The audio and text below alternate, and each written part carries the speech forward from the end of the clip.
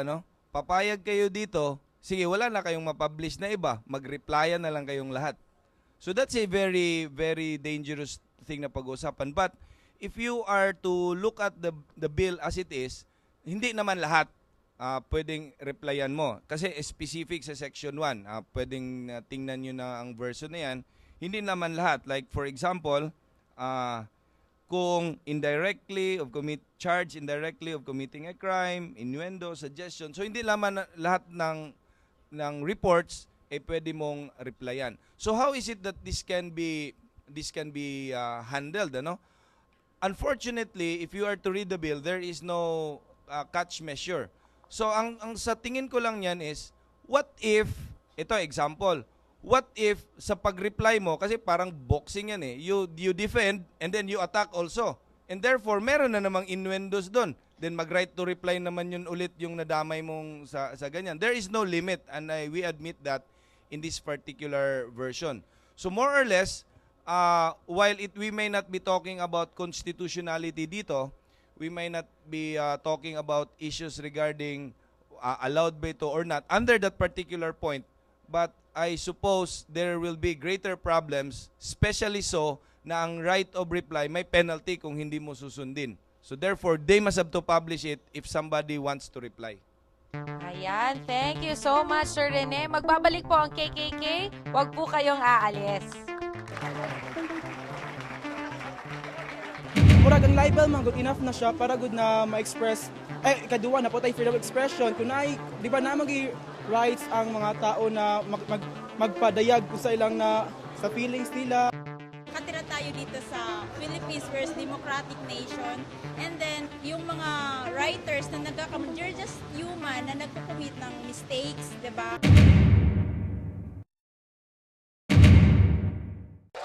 Nakatutok pa rin po kayo sa KKK. Kanina ating napag-usapan ang necessity. Sumunod naman ang practicality. Ngayon naman, pag-usapan natin ang issue ng beneficiality para malaman natin kung ano ang kabutihang idudulot ng right of reply bill sa ating lipunan. So pakinggan natin ang affirmative side.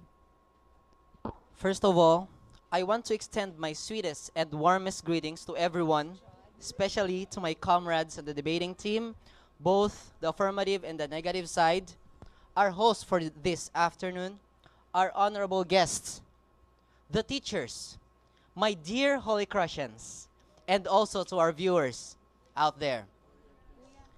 I stand on the affirmative side, on the right to reply bill to be realized. The right to reply bill can benefit us all in many ways. Here are some ways and insights that will somehow serve as an eye-opener. Once again, it is said by the author of the bill that if the press has the right to offend or to mortify, the people should have the right to reply. Marami na sa taong nasa posisyon ang madalas tinitira ng mga tagapamahayag. At dahil sa tinatawag na freedom of press, marami na sa kanila ang sumusobra at wala na sa lugar kung bumabatikos ng isang taong nasa posisyon. At akala nila, ang linis-linis nila. Sus Mariosep, ang iba pa nga dito ay naging dagdag bawas na. Minsan ay nakakasira na ito sa mga pagkatao, puri at dangal ng isang individual.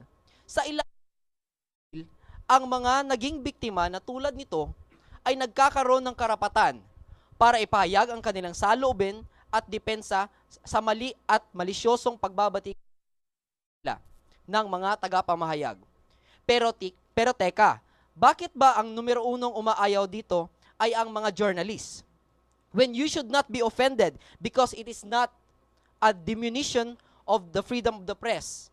It is an expansion of right not only to the members of the media, but it broadens to the public at large. Wake up call lamang po ito para sa mga journalists on fair and responsible reporting. Or nababahag lang talaga ang buntot ninyo.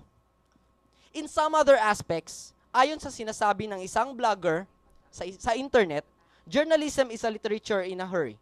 We should also realize that journalism is also the history written on daily basis. This means that there will be a big possibility that the self-righteousness of media people and their screwed ways of blurring the lines between news reporting can destroy an individual mentally, psychologically, spiritually. Mentally, dahil ito ay magbibigay ng matinding sakit ng ulo sa isang individual. Psychologically, ito ay magbibigay ng matinding depresyon. And spiritually, in a sense that it will cause that certain individual's death within. Because the moment you hit a certain person, whether it is true or not, automatically, his credibility will be affected.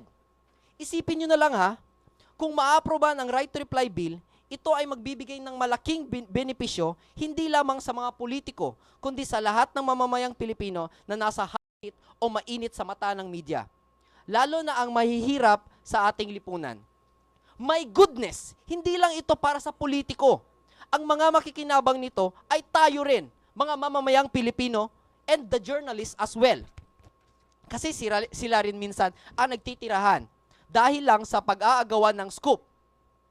Sabi nga ng kabilang panig, ay sus sila pa. Sila rin naman eh. Di ba? Pati sila rin. Di ba? At bago ako magtatapos, mag-iiwan lamang po ako ng katanungan para sa lahat. Bakit papaabutin pa natin ang problemang ito sa pagsampa ng libel cases at sandamakmak na fines at mga press conference para malutas ang problemang tulad dito na pwede namang ayusin ito sa madali na paraan sa pamamagitan ng right to reply bill. Maraming salamat po. Okay, salamat sa affirmative side. Ayon sa kanila, ang outright benefit nito is the right of people to reply against mortification at yung self-righteousness ng mga journalist. And this expands and broadens ang journalism kasi wake-up call din to para sa mga irresponsible journalist at panlaban ng mga biktima ito sa mga mental, psychological, and spiritual death within ng mga biktima. And siyempre pa, why wait for libel? Kaya kailangan meron and he tayong also said, Kuya, right to something reply. about that it broadens to the society din daw. So there is some beneficiality towards the society. The society. Ano naman kaya ang masasabi ng ating negative side? Magandang hapon sa lahat. Kami sa negative side ay naniniwalang ang panukalang batas na ito ay hindi beneficial sa mga journalist o sa ordinaryong mamamayan man. Ang right of reply bill ay hindi makabubuti sa mga journalist dahil sila ay may karapatang pumili ayon na rin sa freedom of the press clause ng Constitution kung ano ang kanilang ilalathala o iere. But we have to keep in mind that before they report something, they confirm first the veracity of the information. Ngayon, kung sasabihin ng batas na dapat nilang ilathala o iere ang mga replies, para na rin itong inalisan ng editorial control at judgment ang mga journalist. Para na rin itong ginawang stampad ang media. Kapag nangyari ito, sa huli, tayo rin ang kawawa. Ito ang pangalawang punto ng negative side. Sinasabi ng mga supporters ng right of reply bill na binibigyan lamang nito ang mga tao ng pagkakataong depensahan ng kanilang mga sarili laban sa media. Bakit pa? Historically and traditionally, the media has always been on the side of the poor, the oppressed, the underdog, and the underprivileged. Kung sasabihin nilang lahat ng mga tao ang makikinabang dito, dapat nating itanong kung sino-sino ba ang parating laman ng balita. Sino-sino ba ang kadalasang na-expose na may ginagawang anomalya? Hindi ba ang mga politiko? Sa panukalang batas na ito, hindi malayong mangyari na sila rin ang makikinabang. Taliwas sa sinasabi ng affirmative side na lahat ng mga tao ay makikinabang dito, politiko man o hindi.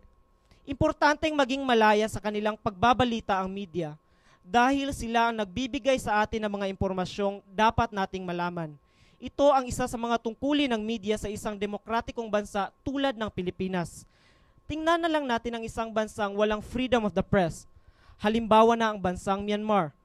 Ayon sa report ng Philippine Center for Investigative Journalism or PCIJ, ang kawalan ng freedom of the press sa Myanmar ang isa sa itinuturong dahilan kung bakit marami ang namatay at nawalan ng tirahan ng tamaan ng kalamidad ang bansa.